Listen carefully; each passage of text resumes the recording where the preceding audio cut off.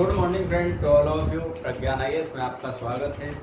वहीं Pragyan IAS channel को subscribe करें, उसी के साथ साथ बेल आइकन को भी प्रेस करें ताकि आपको हमारी नई वीडियो समय समय पर सीरियल से प्राप्त होती रहे। उसी के साथ साथ आज हम एक नया टॉपिक लेकर आए हैं और नए पेपर के साथ ही यहाँ पर आज चर्चा करेंगे, यानी कि आपका फोर्थ पेपर जो जीएस के अंदर लगा हुआ है उस पेपर का नाम है सत्यनिष्ठा अभिरुचि, यानी कि सिंपल भाषा में उसको व्यावहारिक तौर पर हम बोलते हैं इथिक्स। तो यानी कि इथिक्स क्या है और इथिक्स के बारे में ही हमने 4 टॉपिक पढ़ा है। उसी का एक यूपीएससी के तहत 5वां या 4th टॉपिक, उसमें 4th टॉपिक दिया हुआ है कुछ सिलेबस के अकॉर्डिंग। कहीं पे भी जो सिलेबस मार्केट से खरीदते हैं उसमें वो 5 टॉपिक भी मेंशन किया हुआ है, लेकिन यूपीएससी की साइट पे 4th टॉपिक है। 4th टॉपिक के अंदर लिखा हुआ है कि इमोशनल इंटेलिजेंस कंसेप्ट क्या होता है। आज हम उसी की यहाँ चर्चा करेंगे।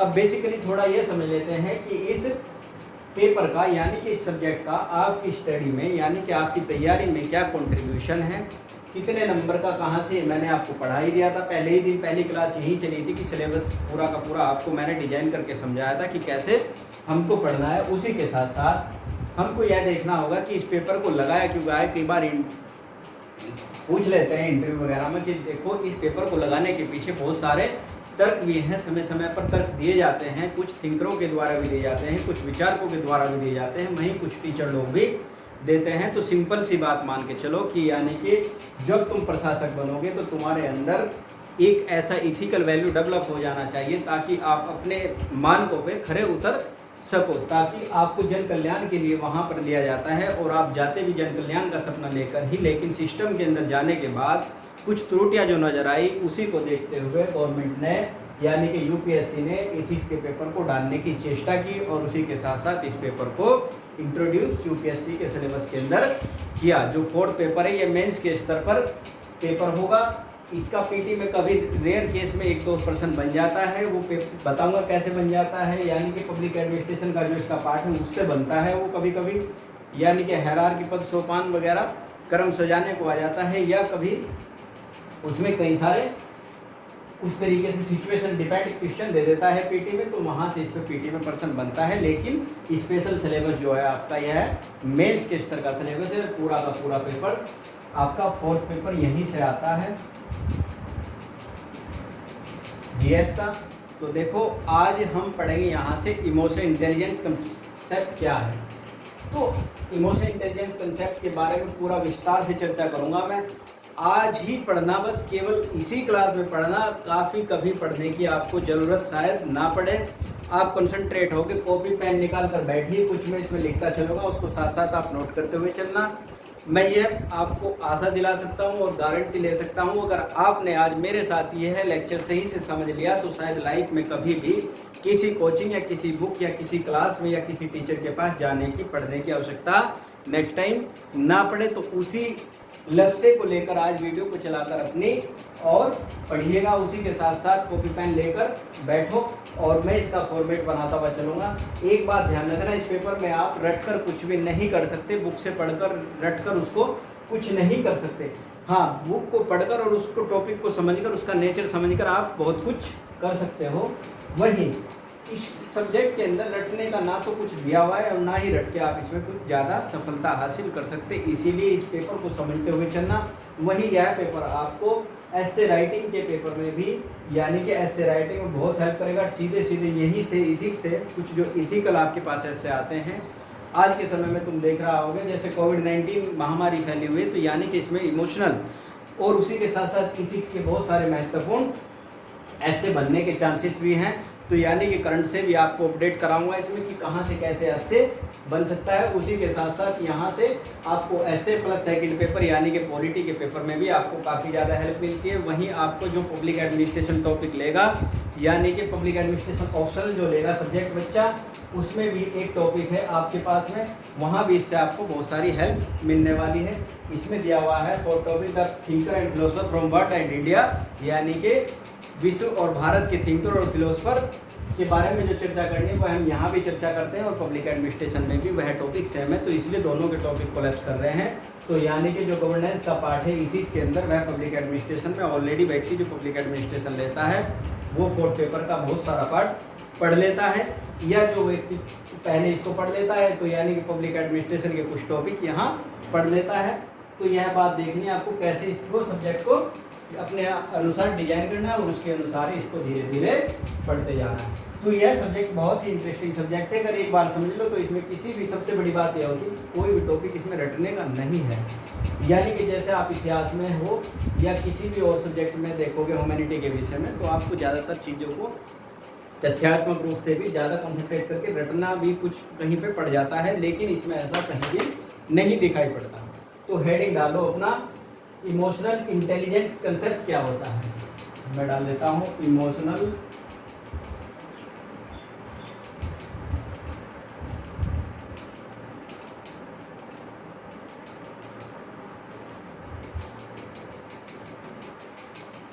इंटेलिजेंस कंसेप्ट क्या है।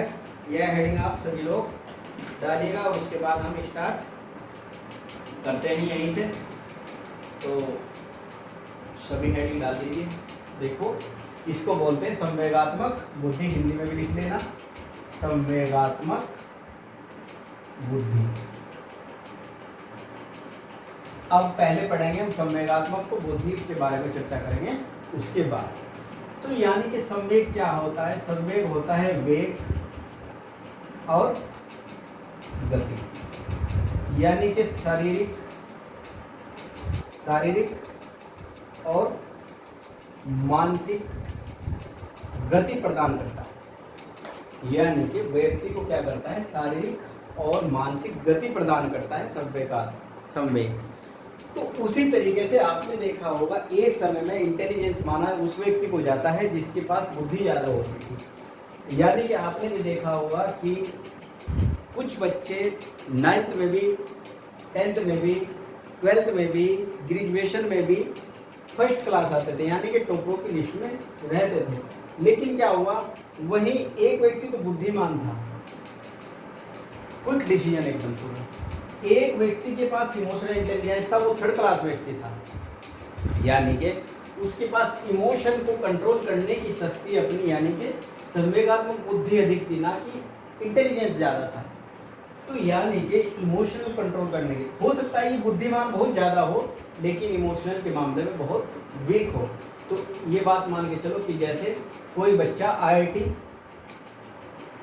कोटा के अंदर तैयारी कर रहा है और IIT तैयारी कर रहा है क्योंकि 10th 12th में टॉपर लिस्ट में आया साइंस बैकग्राउंड से, तो यानी कि IIT की तैयारी करने के लिए गया और यही इसको भय हुआ, और भय जैसे हुआ रिजल्ट का, या रिजल्ट आने के बाद जैसे ही इसको भय पैदा हुआ और क्रोध आया, यानी कि एक तरीके से भय मान के चलो, रिजल्ट का भय हुआ, किसी ने इसको ऐसे ही बोल दिया कि तुम्हारा तो इस साल क्वालिफाई नहीं हुआ है।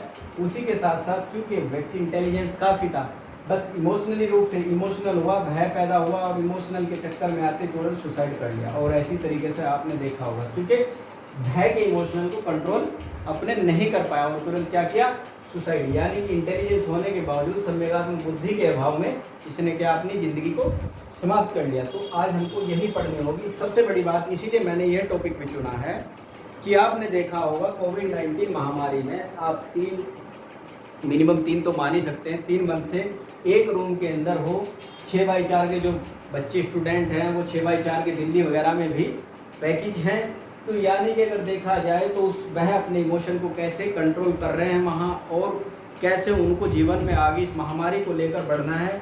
तो इसीलिए भी यह टॉपिक काफ़ी इम्पोर्टेंट हो जाता है, क्योंकि अगर वो इमोशनल को कंट्रोल नहीं कर पाएंगे तो हो सकता है वह कुछ उल्टा सीधा स्टेप उठा लें। तो इसीलिए यह टॉपिक आज के संदर्भ में बहुत ही रिलीवेंट है, यानी कि कोविड-19 महामारी ने इस टॉपिक को अपने आप में एक बहुत ही इम्पोर्टेंट टॉपिक बना दिया है।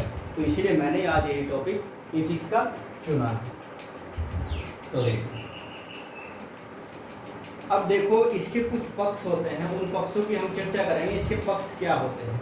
ठीक, अब देखो इसके पक्ष क्या है। अब यानी कि जो वेग की अभिव्यक्ति होती है, जो वेग और गति मानसिक और शारीरिक रूप से पैदा करता है, यानी कि भय, डर, ठीक, भय, डर, उसी के साथ साथ और बहुत सारे इसके पक्ष आपको दिखाई पड़ेंगे, जैसे क्रोध, अनुराग,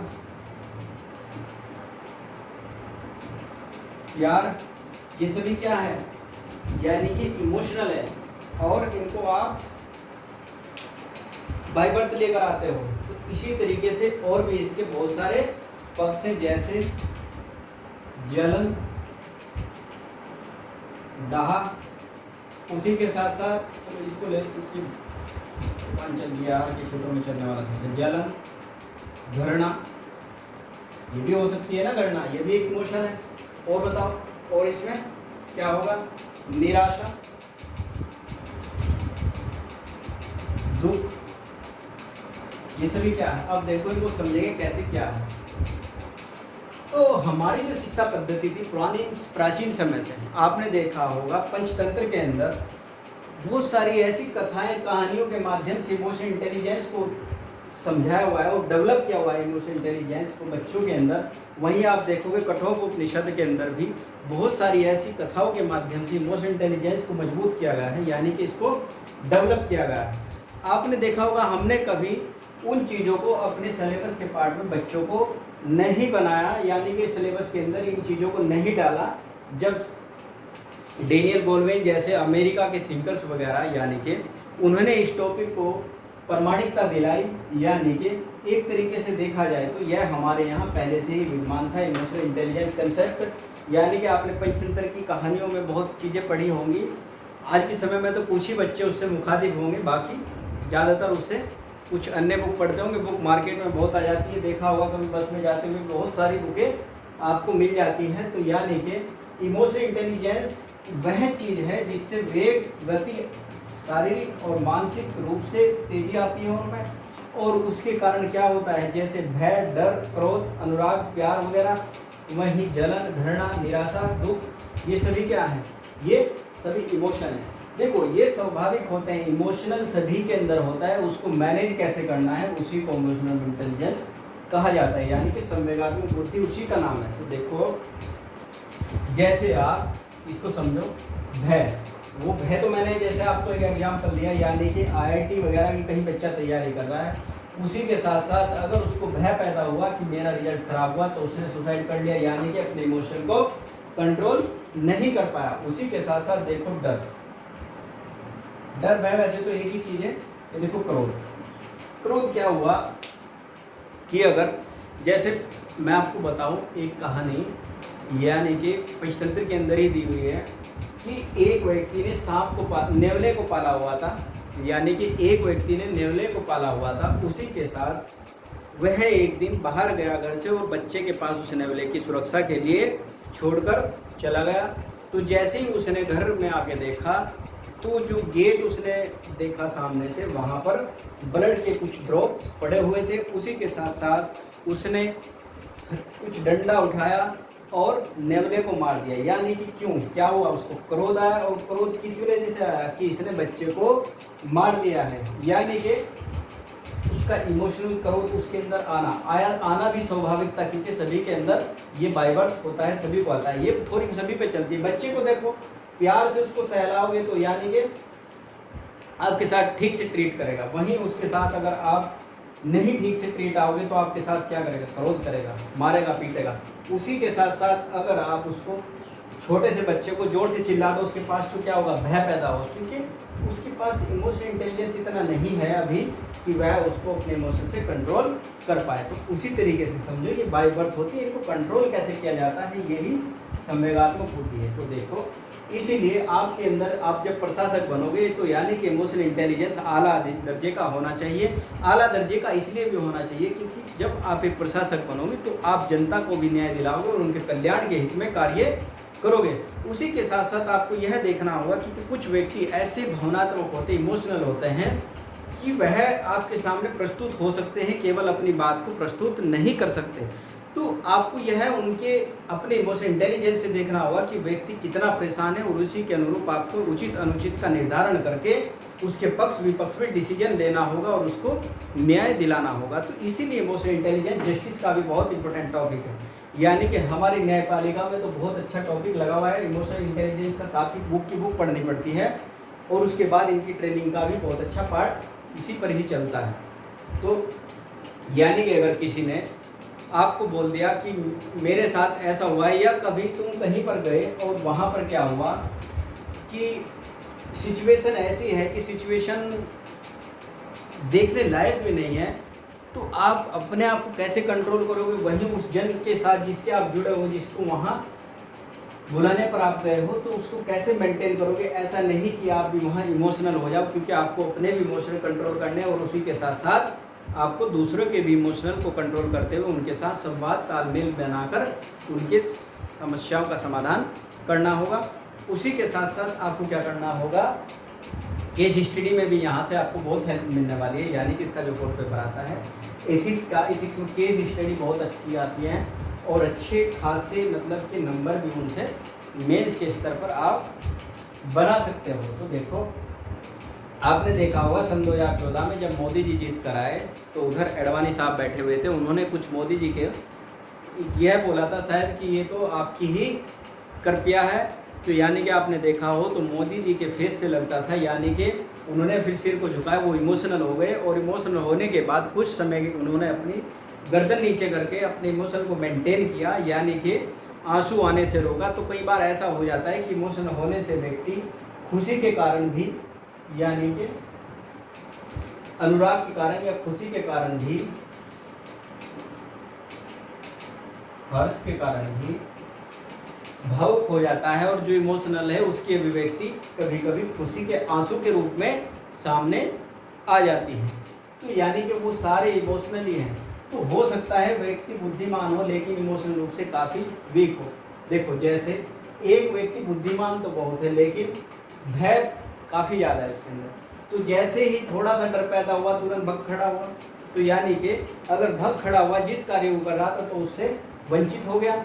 यानी कि उसी तरीके से देखा होगा आपने भय डर, और अगर इसी को यहीं पे जैसे इमोशनल आया और बुद्धि का यूज करके इसको कंट्रोल किया करता तो हो सकता था उस समस्या से सॉर्ट आउट हो जाती वह समस्या।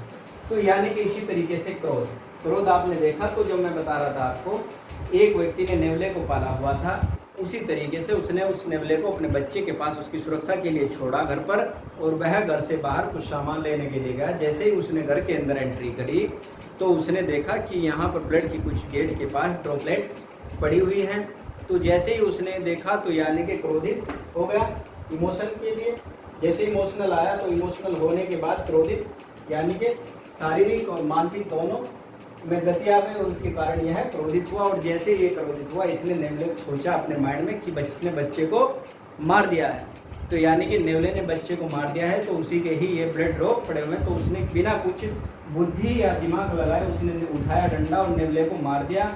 जैसे ही वह अंदर गया तो बच्चा बेड पर बैठे हुए खेल रहा था और खिलखिला रहा था, और उसी के कुछ दूरी पर एक सांप मरा हुआ पड़ा था। तो यानी कि उसको तब समझ आया कि यार मैंने तो बहुत गलत कर दिया, ये तो सांप का ब्लड है और नेवले ने बच्चे को बचाने के लिए सांप की जान ले ली है। तो यानी कि क्या हुआ, क्रोध के अंदर डिसीजन ले लिया था और उसके बाद क्या बचा, पछतावा, यानी कि रिपेंट। उसके बाद पछताना ही था, क्योंकि उसने इमोशनल में आके डिसीजन लिया था। तो इमोशनल में आकर कोई भी डिसीजन लिया हुआ हमेशा गलत होता है, तो ये बात मान लेना।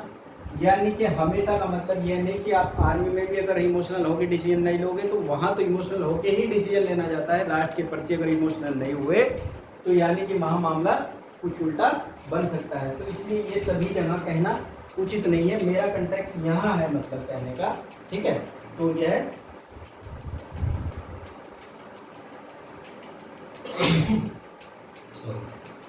तो देखो यानी कि क्या हुआ, क्रोध आया तो यानी कि क्रोध पर कंट्रोल नहीं कर पाया, अपने इमोशनल को कंट्रोल नहीं कर पाया, तो नेवले की भी जान ले ली, जबकि वह सुरक्षा कवच के रूप में बच्चे के वहां पर था।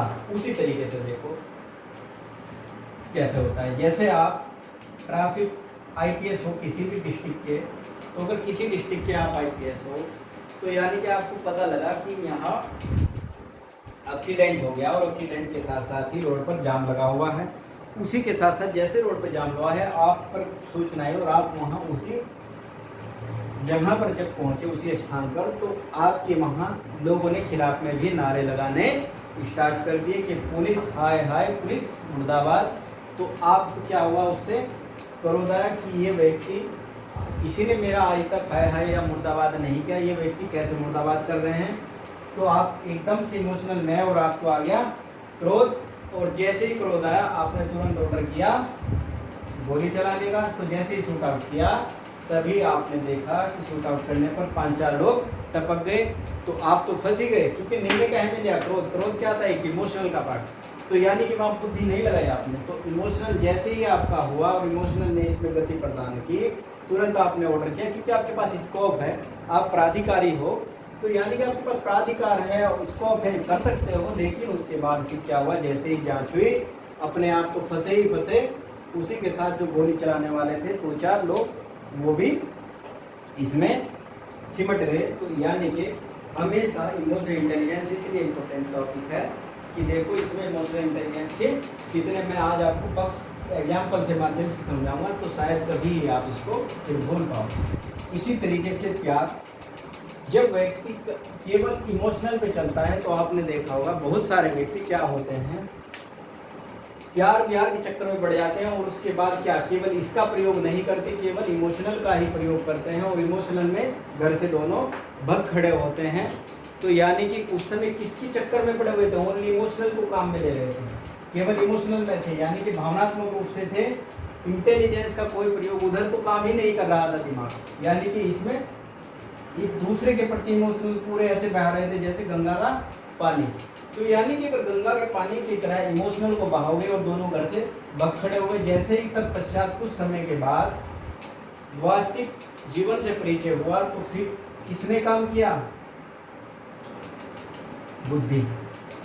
जैसे वास्तविकता से परिचय हुआ तो काम किसने किया, बुद्धि। उसके बाद बुद्धि लगाई, जब देखा यार ये तो बहुत गलत कार्य हो गया, यानी कि उधर पूरी की पूरी दोनों की फैमिली भी हाथ से निकल चुकी और हमारा भी जीवन बर्बाद हो चुका।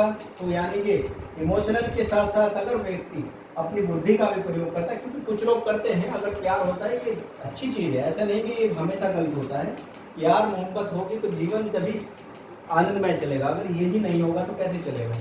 तो यानी कि इसी के साथ साथ अगर यह व्यक्ति इमोशनल के साथ साथ बुद्धि यानी इंटेलिजेंस का प्रयोग भी करता है, क्योंकि करते हैं कुछ लोग, मैनेज करके सब चीज़ों को साथ साथ चलते हैं, तो इसी को कौशल प्रबंधन भी कहते हैं। आपके पास कौशल प्रबंधन का एक अलग से टॉपिक भी है।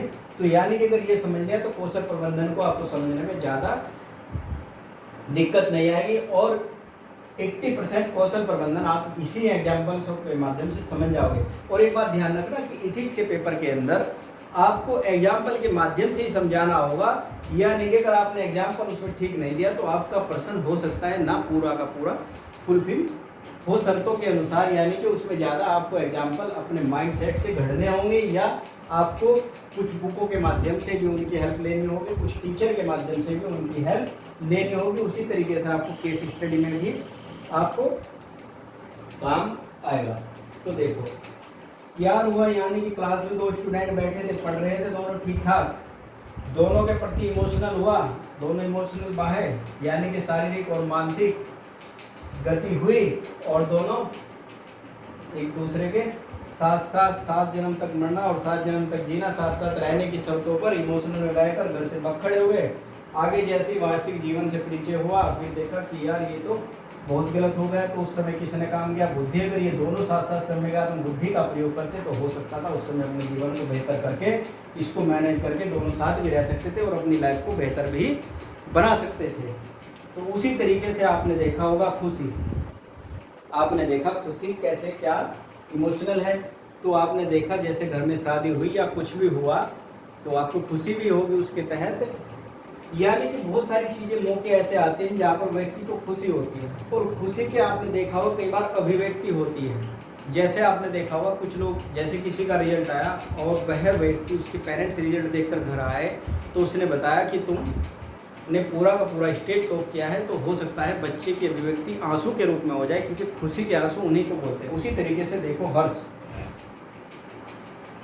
तो खुशी जैसे हुई बच्चे को, तो बच्चे ने बाइक उठाई और 3 बच्चे अपने स्टूडेंट्स भाई लोगों को यानी फ्रेंड लोगों को बैठाया बाइक पे और रोड पर दौड़ा दी बाइक गाड़ी, क्योंकि बुद्धि काम उस समय नहीं कर रही थी, उस समय इमोशनल हो गया एकदम तुरंत। जैसे रिजल्ट आया घोषणा हुई तो यानी कि इसने एक्सीलेटर जितना था पूरा ओपन करके और दूसरे को हिट कर दिया। जैसे ही दूसरे को हिट किया तो यानी कि अपने आप तो गया ही और 3 लोगों को और भी चला गया, क्योंकि इमोशनल में बहकर उसने कार्य किया और इमोशनल में आकर कोई भी कार्य किया हुआ हमेशा गलत होता है। उसी तरीके से आप देखो हर्ष भी एक इमोशनल का ही पार्ट है, यानी कि एक तत्व है। जैसे आपने देखा होगा घर में शादी हो तो कुछ व्यक्ति क्या काम करते हैं, उसी समय अपनी गन उठाते हैं और गन उठाने के चक्कर में 2-4 फायरिंग की, 3-4 लोग ऊपर से टपके, 2-3 लोग नीचे से टपके, तो यानी कि टोटल मिला के 6-7 व्यक्ति, पूरा जीवन तबाह, दोनों फ्रीकों का जीवन तबाह, यानी कि जो टपके उनका भी जीवन तबाह और जिसने गोली चलाई उसका भी जीवन तबाह। आप न्यूज़ में सुनते भी होंगे कि हर्ष फायरिंग में 4 लोगों की जान गई या हर्ष फायरिंग में 7 लोगों की जान गई। उस तरीके से बहुत सारे व्यक्तियों की जान चली जाती है, क्योंकि बुद्धि का तो प्रयोग वहाँ नहीं करते। इसीलिए संवेग के साथ साथ बुद्धि का अगर व्यक्ति प्रयोग करेगा तो वही व्यक्ति लंबा भी चलेगा और उसी के साथ साथ अच्छी सफलता को अचीव भी करेगा। वहीं आपने देखा होगा, ये तो आपके हो गए हर्ष वगैरह की, यानी कि खुशी वगैरह के, क्रोध वगैरह की, इमोशन इंटेलिजेंस को फैक्टर या तत्व उसके और उसको कैसे मैनेज किया जाना चाहिए। अब आते हैं हम जलन वगैरह और घृणा वगैरह, दुख वगैरह। देखो इसमें क्या है, तो इसमें हमको देखना होगा कि इसके अंदर हम कैसे पढ़ेंगे, क्या है ये। इसको मैं रब कर देता हूँ, एग्जाम्पल के माध्यम से इसको समझते चलोगे तो कभी कोई दिक्कत शायद नहीं आए। अगर आपने इस टॉपिक को रख लिया तो शायद कभी भी यह टॉपिक आपका क्लियर ना हो। और मैं एक बात और आपको विश्वास दिला दूं कि अगर आपको यह टॉपिक समझ ना आए या कोई भी टॉपिक समझ ना आए तो आप मुझे पर्सनली भी मैसेज करके बता सकते हो। इसमें कोई द्वेष की बात नहीं या घबराने की या लज्जा की कोई बात नहीं, क्योंकि पढ़ाई है। पढ़ाई अगर आपने छुपा ली तो यानी कि उसमें फिर मैं कैसे समझ पाऊँगा कि आपको यह समझ आया या नहीं आया। तो इसमें कोई नीचा या ऊंचा दिखाने वाली बात नहीं। निसंकोच आप मुझसे क्रॉस क्वेश्चन भी कर सकते हैं और कहीं भी कोई डाउट हो तो पूछ सकते हैं। उसी तरीके से देखो इमोशनल इंटेलिजेंस हम टॉपिक पढ़ रहे हैं, तो यानी कि इमोशनल जैसे आपने देखा होगा इसी के अंदर एक मैंने पढ़ाया होगा शारीरिक और मानसिक क्या होता है, तीव्रता यानी वेग बढ़ जाता है। तो जैसे आप कोई गाड़ी लेकर आए और हो सकता है पड़ोसी को उससे जलन हो या आपका एग्जाम क्वालिफाई हो जाए या आप कोई ऐसी अचीवमेंट हासिल कर ले कि आपके पड़ोसी को उससे समस्या जलन हो सकती है। उसी तरीके से आपने देखा होगा अगर व्यक्ति इमोशनल में चलता है तो यानी कि एक लड़की अगर कोई ऑटो से जाती थी रोज, उसका स्कूल पढ़ता था जैसे यहाँ पर, वो यहाँ से ऑटो में बैठी और यहाँ गई, उसी तरीके से वह 10 दिन तक एक ही ऑटो वाले के साथ वहाँ से वहाँ तक जाती थी। तो यानी कि लड़की निसंकोच अच्छे नेचर की लड़की थी और वो उससे ठीक से बात करती थी, यानी कि वह अपनी फैमिली के बारे में बताता था, वो सुनती थी, उससे सवाल पूछती थी। तो पता लगा कि यह ऑटो चालक इमोशनल हो गया और उसको इमोशनल में आकर वन साइडेड लव हो जाए। ऐसा स्वाभाविक है, ऐसी न्यूज़पेपर में खबरें भी आती है और नेक्स्ट डे लड़की की साइड से कुछ भी ऐसा संबंध नहीं है। तो यानी कि अगर लड़की नेक्स्ट डे किसी और 11 दिन तक इसके ऑटो में चली गई, क्योंकि बाय डिफॉल्ट ये मिलता ही उस समय था, अगर 12वें डे यानी कि वह किसी और ऑटो में बैठ गई तो इसकी साइड से इमोशनली हो रखा था ये। तो जैसे ही ये दूसरे ऑटो चालक में बैठी, इसका तो नेचर आपने देख ही लिया कि नेचर कैसा है लड़की का, अच्छे नेचर की लड़की है, तो इससे भी उसी अंदाज में बात करते हुए अपने स्कूल तक गंतव्य स्थान तक पहुंची। तो जैसे ही इसको यह बात नगवार गुजरी कि इसने इस लड़की से, इस ऑटो चालक से भी बात की है, तुरंत क्या किया, इस ऑटो चालक को ही हिट कर दिया। तो यानी कि अपना भी नुकसान और दूसरे का भी नुकसान। तो यानी कि बुद्धि का प्रयोग नहीं किया तो इमोशन हमेशा हो सकता है वन साइडेड भी चल सकता है और उसमें आप गलत डिसीजन ले सकते हो। तो अंतर स्पष्ट है। आपको भी इस बात का ध्यान रखना होगा कि सामने वाले व्यक्ति को देख ले कि यानी कि वह कितना व्यक्ति इमोशनल है, कैसा व्यक्ति है, तभी आगे का स्टेप उठाना चाहिए। जीवन में भी यह आपके इतना ही काम आएगा जितना एग्जाम के प्रोस्पेक्ट में हम आप इसको समझ रहे हैं। तो देखो जलन, यानी कि जलन जैसे ही हुई तो इसने इसको हिट कर दिया, तो अपनी भी लाइफ खराब और उसकी भी लाइफ खराब। उसी तरीके से घृणा, घृणा हो सकती है। आप लोग जैसे आप लोग 10 लोग क्लास में बैठे हो और 10 लोग जैसे ही क्लास में बैठे हो तो यानी कि 2 बचपन के फ्रेंड है, वो दोनों साथ साथ पढ़ रहे हैं। उसी के साथ साथ क्या हुआ कि दोनों बचपन से पढ़ते पढ़ते एक बच्चा टॉप कर गया और एक बच्चा उसमें से ही फेल हो जाए, तो हो सकता है वह अच्छी दोस्ती आपकी गणना में कन्वर्ट हो जाए, क्योंकि इमोशनल है, इमोशनल में बुद्धि का यूज नहीं किया तो हो सकता है आप उसके ही शत्रु बन जाए जो आपके चाइल्डहुड से फ्रेंड बने हुए थे। उसी तरीके से निराशा, इसको कैसे मैनेज करें, क्योंकि हो सकती है स्वाभाविक कि सभी के अंदर निराशा उत्पन्न हो सकती है। तो देखो इसको कैसे मैनेज किया जाता है। या नहीं कि निराशा आपने देखा होगा, जैसे आपने कुछ लोगों को देखा होगा कि 10th में भी और 12th में भी और ग्रेजुएशन भी 3rd क्लास पास होते हैं, लेकिन वह इमोशनल इंटेलिजेंस रूप से बहुत मजबूत होते हैं, यानी कि बुद्धि के स्तर पर भले ही थोड़े वीक हो, लेकिन अपने इमोशनल को कंट्रोल करने और उनको मैनेज करने में उनको महारत हासिल होती है और वह व्यक्ति बहुत उच्च पदों पर पहुंच जाते हैं, यानी कि अच्छी सफलता को हासिल कर लेते हैं। आपने देखा भी होगा कि 1-2 स्टूडेंट बचपन से पढ़ते थे, एक स्टूडेंट बचपन से ही टॉप करता था और एक स्टूडेंट बचपन से ही 3rd क्लास में आता था, तो हो सकता है वह व्यक्ति वहाँ पर कलर की जॉब करे जो टॉपर व्यक्ति था और जो इमोशनल मैनेज करने जानता था अपने, हो सकता है वह उसका बॉस वहाँ बन सकता है। ऐसा स्वाभाविक है, ऐसा होता ही है कि जिसका इमोशनल मैनेजमेंट यानी कि कौशल प्रबंधन, उसका इमोशनल इंटेलिजेंस मजबूत हो, वही व्यक्ति लंबा चलता है और वही व्यक्ति अच्छी बड़ी सफलता हासिल करता है। केवल बुद्धिमान की एक सीमा होती है, एक बुद्धिमान एक सीमा तक सफलता हासिल कर सकता है, उसके बाद नहीं कर सकता। उसी तरीके से निराशा देखो, निराशा कैसे हो सकती है।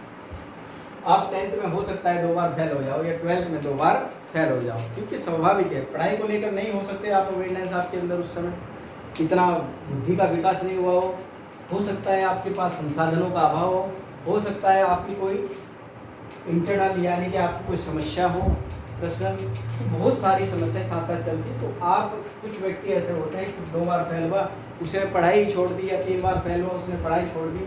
वहीं एक व्यक्ति ऐसा है कि वो 3 बार फेल होने के साथ साथ अपने इमोशनल को मैनेज कर रहा है कि नहीं इस बार नहीं तो अगले बार, और अगली बार नहीं तो उससे नेक्स्ट टाइम। तो यानी कि अगर उसने निराश को अपने इमोशन को बुद्धि के लेवल पर जाकर यानी इमोशनल इंटेलिजेंस से मैनेज कर लिया अपने आप को, और हो सकता है वह IAS वगैरह का एग्जाम क्वालिफाई कर जाए, यह स्वाभाविक है। और ऐसा ही होता भी हमने देखा है और आपने भी देखा होगा, क्योंकि हो सकता है कोई व्यक्ति 12th में 3rd क्लास पास हो, 10th में 3rd क्लास पास हो, ग्रेजुएशन में 3rd क्लास पास हो, बीच में 2-3 बार कंप्लीटमेंट भी लगी हुई है, और हो सकता है वह व्यक्ति IAS बना हो। ऐसा छत्तीसगढ़ में कुछ समय के बाद एक IAS ऑफिसर ने अपनी सूचनाएं कुछ जारी की थी, उसमें उसने बोला था कि मैं 10th क्लास में 2 बार फेल और BA में भी मेरी एक कंपार्टमेंट आई थी, उसके साथ मैं आज IAS लेवल का अधिकारी हूँ। तो देखो यानी कि इसका मतलब स्पष्ट है कि यह व्यक्ति इमोशनली रूप से काफ़ी मजबूत होगा, यानी कि इसके अंदर इमोशन को मैनेज करने की क्षमता काफ़ी अच्छी होगी। तो इसीलिए देखो अब टॉपिक तो हमने पूरा पढ़ लिया, यानी कि दुख देखो क्या हो सकता है। एक इसमें कामुकता का भी दुख हो सकता है। देखो जैसे आप हो, कहीं पर कोई घटना घट गई और आप ही उसी जिले के या तो प्रशासक हो या कभी आप जीवन लाइफ में यानी कि नॉर्मली लाइफ में वहाँ के लीडर हो, लीड करते हो वहाँ की पब्लिक को। जैसे ही आप वहाँ गए यानी कि जहाँ पर कुछ घटना घटी और आपको मौका मिला कि मंच पर जाकर कुछ बोलने का, और आप इमोशनल हो गए उस दुख को देखकर सामने वाले व्यक्ति को। जैसे ही आप इमोशनल हुए और अपने भावनाओं में बहाकर कुछ घोषणा कर दी, और घोषणा ऐसी कर दी कि मैं भी इसको 4 लाख रुपए कल ही इसके अकाउंट में डलवा दूंगा।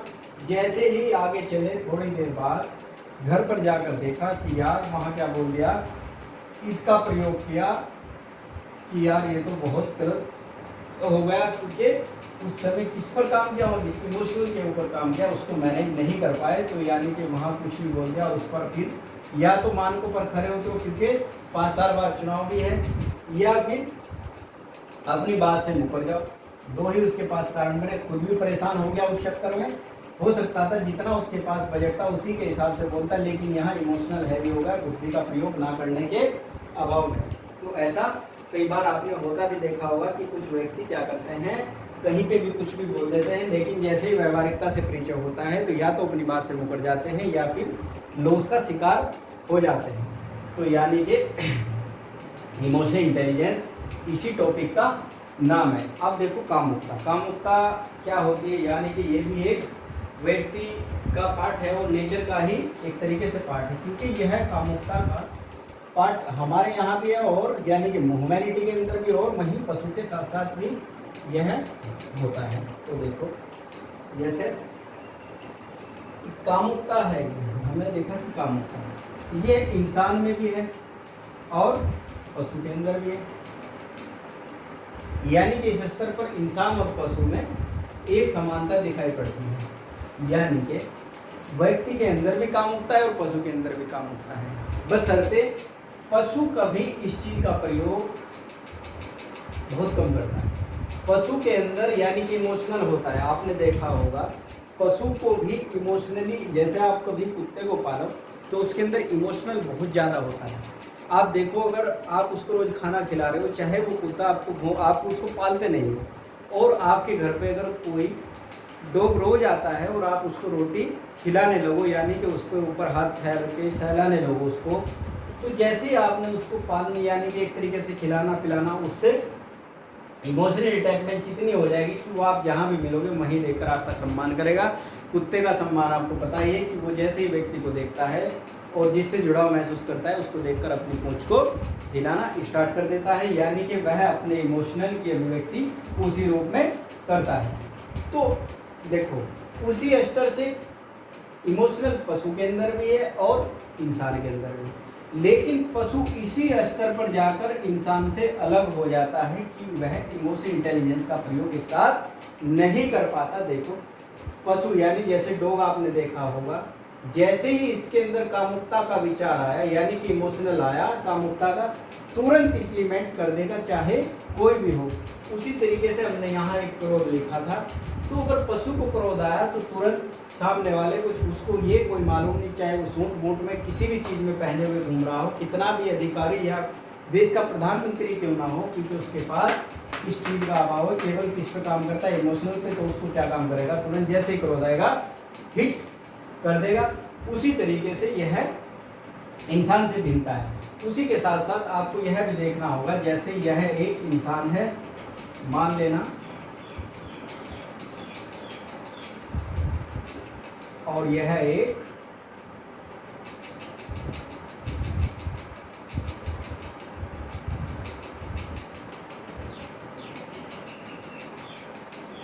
डॉग है और यह एक तो इसको समझो यहाँ थोड़ा।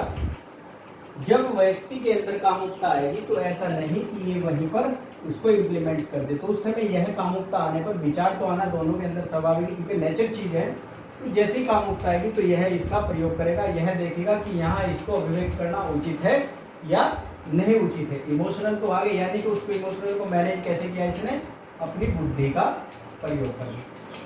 और बुद्धि का प्रयोग करना भी इसके लिए इसलिए आवश्यक है क्योंकि व्यक्ति नेचर ने भी श्रेष्ठ बनाया। आपने देखा होगा कि व्यक्ति के जन्नांग और माइंड यानी कि बुद्धि सबसे ऊपर श्रेष्ठ स्थान पर दी हुई है, यानी कि एक कर्म बना हुआ है। नेचर ने भी उसी का कर्म बनाया कि सबसे पहले जो ऊपर दिया है उसी का प्रयोग करें, यानी कि बुद्धि का प्रयोग करें। उसी तरीके से आप जानवरों के अंदर देखोगे अधिकतर उसके जन्नांग भी और उसका माइंड भी एक पैरेलल दिशा में होता है, तो इसीलिए वे सारे के सारे अपने पैरामीटर एक साथ ही अप्लाई कर देता है। तो यानी कि इस तरीके से इंसान अपने इमोशनल को बुद्धि के माध्यम से मैनेज करता है, लेकिन वहीं आपने देखा होगा डॉग वगैरह या कोई भी जानवर को आप देखो, जैसे ही उसके अंदर कामुकता का इमोशन या उसके अंदर विचार है तुरंत उसको वहीं वह यह नहीं देखेगा कि कहाँ पर हम हैं कहाँ नहीं, वहीं पर इम्प्लीमेंट कर देगा, क्योंकि इमोशनल का केवल प्रयोग कर रहा है, बुद्धि का उसके पास प्रयोग करने का कोई उस तरीके से मामला नहीं है। तो इसी को बोलते हैं इमोशनल इंटेलिजेंस। अब आपको शायद मैं आशा करता हूँ कि टॉपिक पूरा क्लियर हो गया होगा, क्योंकि इस टॉपिक को जिस तरीके से आप एग्जाम्पल के माध्यम से समझोगे तो यानी कि तभी समझ पाओगे। अगर आप इसको एग्जाम्पल के माध्यम से नहीं समझा, बुक की भाषा में यानी किताबी भाषा में समझ लिया, तो हो सकता है ये 1 दिन या 2 दिन याद रहे, उसके बाद आपके पास वो शायद दिमाग में कभी आए भी नहीं। तो इसीलिए आपको इस तरीके से इसको समझना है, यानी कि मैंने आपको पढ़ा दिया इमोशनल इंटेलिजेंस क्या होता है और इमोशनल को बुद्धि का प्रयोग करके कैसे प्रयोग किया जाए। उसी तरीके से आपने देखा होगा कि कहीं पर कोई घटना घट जाए और आप IAS ऑफिसर है, आपको वहाँ DM किसी जिले गए, आप चले गए, तो यानी कि किसी ने कोई ऐसी बात बोल दी तो ऐसा तो नहीं है कि आप वहाँ हंसोगे, क्योंकि हंस इस नहीं सकते। आप दुख वाली सिचुएशन के पास गए हुए हो, यानी कि वहाँ पूरा का पूरा जो इन्वायरमेंट वहाँ का बना हुआ है, दुख की घड़ी का इन्वायरमेंट है, तो आप अपने आप को भी उसी रूप में कन्वर्ट करना पड़ेगा।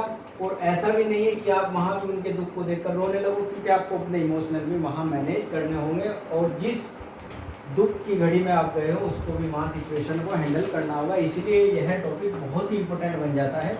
उसी तरीके से कोविड-19 को लेकर भी जिस तरीके से तरह तरह के अवसाद के शिकार हो रहे हैं, यानी कि आपने देखा होगा भारत के स्तर पर लास्ट ईयर एक रिपोर्ट निकली थी, तो उसमें यह आया था कि 1/3% स्ट्रेस का शिकार है। यानी कि अगर स्ट्रेस का शिकार है तो हर तीसरा पर्सन हाइड्रोजन बम बना रोड पर घूम रहा है, तो हो सकता है उसकी अभिव्यक्ति तुम्हारे ऊपर ही हो जाए।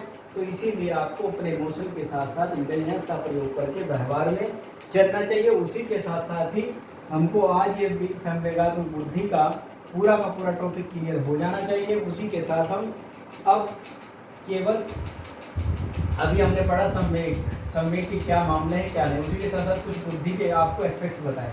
अब देखो बुद्धि को केवल अलग से पढ़ लेंगे थोड़ा सा, इसके अंदर कोई ज़्यादा नहीं है, तो उसको मैं इसी लेक्चर में समाप्त करता हूँ।